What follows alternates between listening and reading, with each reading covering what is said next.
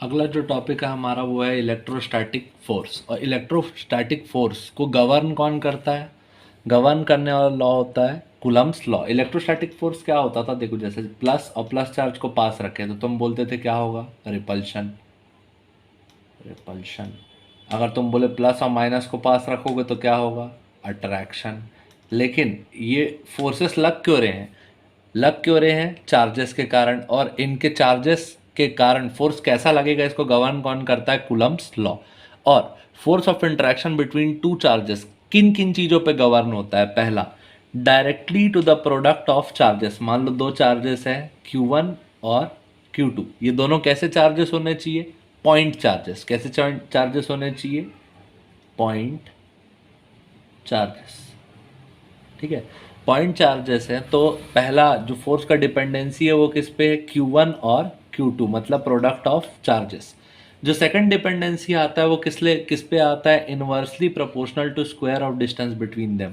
मतलब इन दोनों के बीच की दूरी के क्या है? Inversely proportional. देखो अब ये बात को समझना, फोर्स क्या हो जाएगा? K Q1 Q2 by R square. मतलब कि अगर आप चार्जेस को बढ़ाएंगे तो फोर्स क्या होगा? बढ़ेगा। लेकिन अगर आप उन दोनों के बीच के डिस्टेंस को बढ़ाएंगे तो फोर्स क्या होगा? कम होगा। ये बात ध्यान रखिएगा। और कूलम्ब्स लॉ का फाइनल स्टेटमेंट क्या है? फोर्स क्या है? Vector K Q1 Q2 by R square. ये कौन सा कांस्टेंट है? Electrostatic constant. इसकी वैल्यू क्या होती है? 1/4 पाई एप्सिलॉन नॉट। क्या वैल्यू होती है?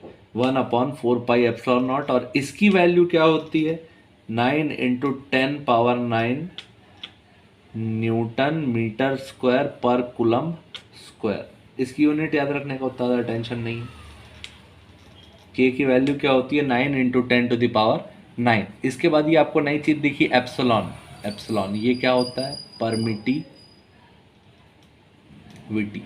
परमिटिविटी क्या होता है? कि कितनी इलेक्ट्रिक फील्ड या फिर इलेक्ट्रिक फोर्स को अलाउ कर रहा है कोई भी मीडियम, वो उससे कौन डिफाइन होता है? परमिटिविटी, कि कितना अलाउंस है। जैसे मान लीजिए आप एक खराब सड़क में चल रहे हो और एक अच्छी सड़क में चल रहे हैं, तो परमिटिविटी किसकी ज़्यादा अच्छी होगी? अच्छी सड़क की। और ख़राब सड़क की परमिटिविटी क्या होगी? कम, क्योंकि वो आपकी गाड़ी को कम परमिट करेगा। तो इसके बाद एक क्वांटिटी बनेगी एप्सिलॉन नॉट। इसको क्या पढ़ते हो? Epsilon not. ये क्या होता है? Permittivity of free space. Free space मतलब वैक्यूम का जो परमिटिविटी होता है उसको किससे लिखते हो? Epsilon not. और ये एप्सिलॉन नॉट की वैल्यू क्या होती है ये भी आपको पता होना चाहिए। एप्सिलॉन नॉट की वैल्यू होती है 8.85 इंटू 10⁻−12। यूनिट क्या रहेगी?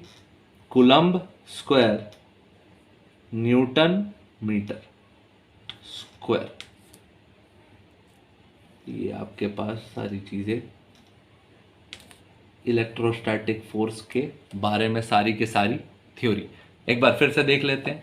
इलेक्ट्रोस्टैटिक फोर्स, सबसे पहला, अगर अपोजिट चार्जेस रहे तो अट्रैक्शन होगा उनके बीच, लाइक चार्जेस हुआ तो उनके बीच क्या होगा? रिपल्शन। इन फोर्सेस को गवर्न करने के लिए जो हमारे पास लॉ आता है वो लॉ कौन सा है? Coulomb's law. ये क्या बताता है? Force of interaction. इंट्रैक्शन इसलिए बोला क्योंकि अट्रैक्शन भी हो सकता है और रिपल्शन भी हो सकता है। Is directly proportional to product of charge. मतलब जो भी चार्ज है, मान लो Q1 और Q2 दो चार्ज रखे हुए हैं तो फोर्स उन दोनों के डायरेक्टली प्रोपोर्शनल होगा। जितना ज़्यादा चार्ज उतना ज़्यादा force.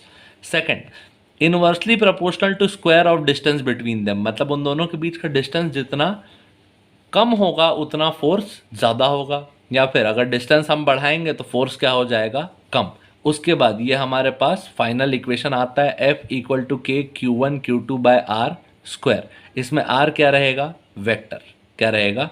Vector K Q1 Q2/R का स्क्वायर। ये आ गया आपका कूलम्ब्स लॉ का equation. Force = K Q1 Q2/R²। इसमें चार्ज पॉजिटिव भी हो सकते हैं, नेगेटिव भी हो सकते हैं। R क्या रिप्रेजेंट करता है? Distance between the point charges. अब ये जो K है, K क्या है? K है आपके पास इलेक्ट्रोस्टैटिक कांस्टेंट। कौन सा कांस्टेंट है? Electrostatic constant. इसकी वैल्यू कितनी है भैया? 9 into 10⁹9, 9 into 10⁹9 newton metre square पर कुलम्ब स्क्वायर, ठीक है। और जब इसमें सिर्फ एप्सिलॉन की बात करेंगे, एप्सिलॉन क्या बताता है, परमिटिविटी, कि कितनी इलेक्ट्रिक फील्ड अलाउ होगी किसी भी स्पेस में, ये कौन बताता है, परमिटिविटी। और परमिटिविटी ऑफ फ्री स्पेस कौन की वैल्यू का हम कैसे लिखते हैं, एप्सिलॉन नॉट। एप्सिलॉन नॉट की वैल्यू यानी परमिटिविटी ऑफ फ्री स्पेस की वैल्यू कितनी होती है, 8.85 into 10⁻⁻12 coulomb square newton metre square. ये जो लिखा हुआ है ये क्या हो जाएगा, 1/एप्सिलॉन नॉट के लिए, ठीक है। ये हो गया हमारा फर्स्ट। इस वीडियो को बहुत आराम से तेज़ी से जैसे देखना देखो, रिवाइज करो, जस्ट इसका अगला क्वेश्चन आएगा, ठीक है।